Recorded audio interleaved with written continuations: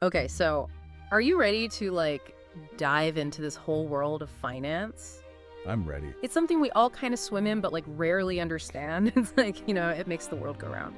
So today, we're going to unpack this book, N. Nobu Alice TM. And what I thought was interesting about this book, what caught my eye was it tells the story of modern finance, but not in this kind of dry, theoretical way. Right. you know? It's more through a personal story. I don't know, have you ever seen a documentary, but in your ears? It's kind of like that. And it's full of these wait, what? Yeah. Moments. Yeah, and it's not just explaining how to balance your checkbook or something. It digs into how these financial systems that we've created actually impact people, on a human level, on a day-to-day basis. You and everybody listening. Right, exactly. And the wild thing about this book is that it's getting praise from some pretty serious people, like economists, people that used to run central banks, even people who advise the Australian government on their financial system. And they're all saying this book is essential reading. So what's the big secret? Well, the book comes right out and says it. Modern banking is built on a foundation of, and I can't believe I'm saying this, lies. Lies. Yeah. Lies. Like straight up bold-faced lies. Well, before we completely go there, the book does back this up with some pretty compelling historical examples. Oh. And one of the most striking is the story of the goldsmiths. Remember those guys? Yeah. They were the original bankers. You would deposit your gold with them, right, for safekeeping. Right. And get a receipt in return. Simple. Pretty simple, right? Yeah. But here's where it gets a little, Shady. maybe. These goldsmiths, they realized they could issue multiple receipts for the same stash of gold. Oh, They were basically creating money out of thin air way before Bitcoin was even a thing. So are you telling me that this whole idea of banks having, a certain amount of money on deposit, but then lending out way more than that it all goes back to these goldsmiths messing around with their receipts? That's exactly what this book is saying.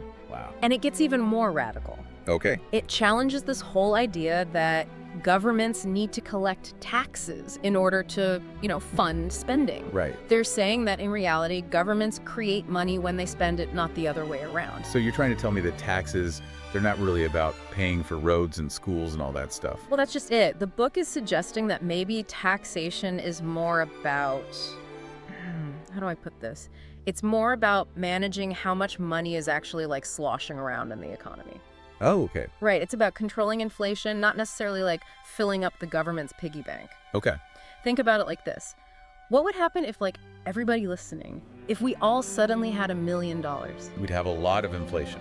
Yeah, things would get a little crazy. Everything would cost a fortune. Exactly. That's inflation in a nutshell. So that's kind of what the government's trying to do with taxes, right? They're using it as a tool to try to keep inflation at least somewhat in check.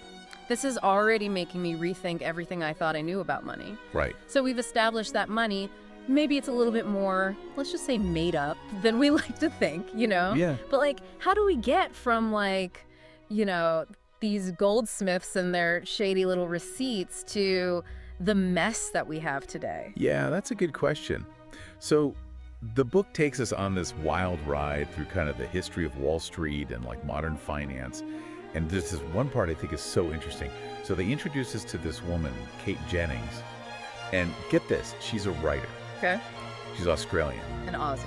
Yeah, an Aussie. And she's smack dab in the middle of Wall Street during the craziest years. So she's seeing it all. Oh, yeah. The good, bad, and the ugly. Everything. And what she starts to realize is that things are shifting. Yeah. It's moving towards this thing that the book calls casino capitalism. Casino capitalism. I don't like the sound of that. Yeah, it's not great. What does that even mean? It's basically deregulation, increasingly risky bets.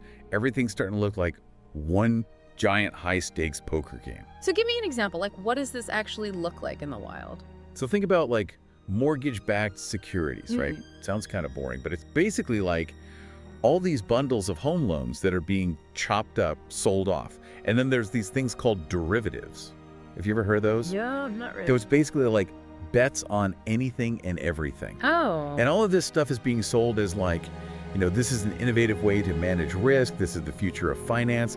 But really, it's just it's basically gambling. It's gambling. Oh, so is this where long-term capital management comes in?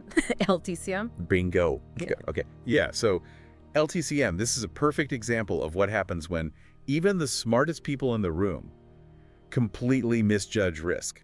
So this hedge fund was like overflowing with Nobel Prize-winning economists. They're using these super complex mathematical models to like make bets on the market. So they thought they had it all figured out. Oh yeah, they were playing chess. Everybody else was playing checkers. Oh boy. But then 1998 happens. Russia defaults on its debt. Global markets completely freak out. It's like a financial earthquake. Nobody saw it coming.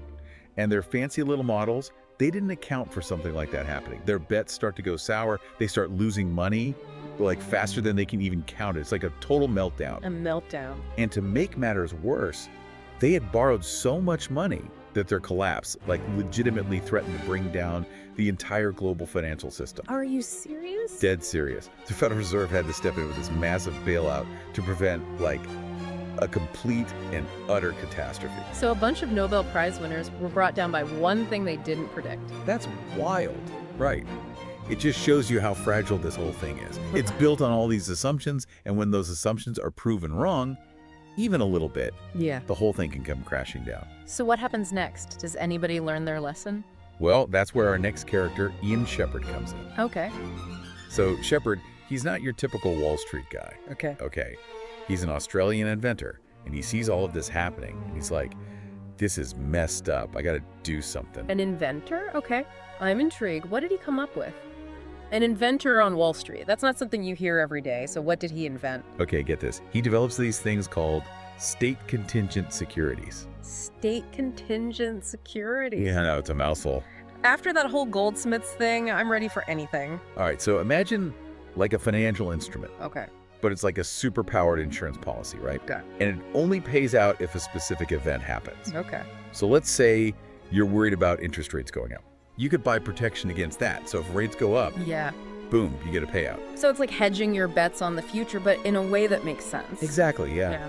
Shepherd thought this could like revolutionize the way we manage risk, you know? Right. Make the whole system safer, fairer for everybody.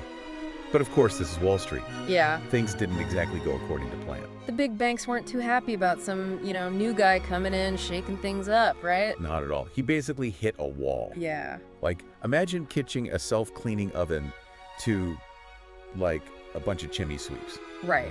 They need the business. Exactly. They are not interested. But this Shepherd guy, he doesn't give up easily, does he? Oh, no. He's like, all right, fine. But then he runs into another obstacle. Yeah. This thing called Herstat risk. Herstat risk, what's that? So have you ever, like, bought something from someone overseas? Yeah, of course. Right? So you send the payment. But because of time zones and the way these transfers work, there's a delay before they get the money. Yeah. Now, what happens if the seller goes bankrupt during that delay? Oh, you're out all that money. Exactly. Even though you paid. That's Herstat risk. And as global finance got faster and faster, this became a bigger and bigger problem. So how does Shepherd's invention fix this? Well, his system basically tries to eliminate the delay. So the two payments, they're linked. They settle at the same time. Okay. So it's pretty clever. Right. But it requires, like, a complete overhaul of the existing system. It's a hard sell. Yeah. So, are you ready for the plot twist? Always. Okay, so remember how those big banks weren't too keen on his ideas? Yeah. Shepherd finds out that a bunch of them, including one of his early investors, might be infringing on his patents.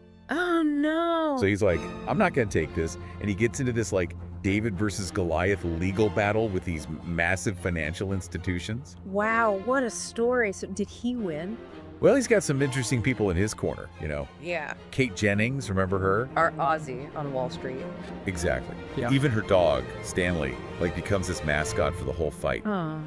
Very cute. But come on, did he win? But the odds were stacked against him. And ultimately, yeah, the Supreme Court ruled against him. It was a huge blow, and honestly, it had these ripple effects, made it much harder for other small inventors to protect their ideas, especially in the world of software. That's rough. So even with a good idea, it's still hard to change things. Huh? It's really tough, right? Yeah. But here's the thing. Even though Shepherd lost the legal battle, his story brings up some important questions. Like, the book isn't just saying, oh, well, that's too bad. It's more like, what are we going to do about this? Yeah. Like, should we just accept a system that's rigged against us? Right. So what can we do? What's the alternative? Well, that's what I think is so interesting about this book. It throws out some pretty radical solutions. Okay. Like what? What about a government-backed digital currency? Really? Yeah. Imagine a world where everyone has access to secure, transparent money, and it's controlled not by Wall Street, but by us. Huh. A government-backed digital currency. It's kind of a mind-blowing idea, but it's interesting. It is, right. And the book doesn't stop there. Uh, How do we make finance work for everyone, not just the few, Right. How do we build a system that's actually resilient and can withstand some shocks, Yeah. and isn't constantly on the verge of collapse? I have to say, this book has really got me thinking differently about all this stuff. Yeah, it's eye-opening, right. It really is. Well, for everyone listening, if you want to dive into this more, check out NUW-ALICE-TM. Definitely. It's a wild ride, and it'll definitely make you think twice about where your money is and how it got there. Absolutely. And that's it for this deep dive. Be sure to check back next week. We'll be unpacking another fascinating topic. Until then, keep those brain cells buzzing.